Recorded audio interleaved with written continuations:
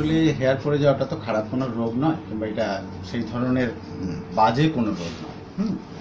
So এটা আমার মনে হয় যে যাদের হেয়ার চলে গেছে তারা যদি আপনারা হেয়ারটা ব্যবহার করে এই বিভিন্ন পদ্ধতির যে ওনারা দিয়ে থাকেন সেই পদ্ধতিতে আপনারা যদি হেয়ারটা ব্যবহার করেন এবং আপনাদের দেখতে এবং আপনাদের সামাজিক জীবনে চলাফেরা করতে যদি সেটা আপনার জন্য খুব সুইটেবল হয়, তাহলে আমার মনে হয় এটা ব্যবহার করাটাই ভালো।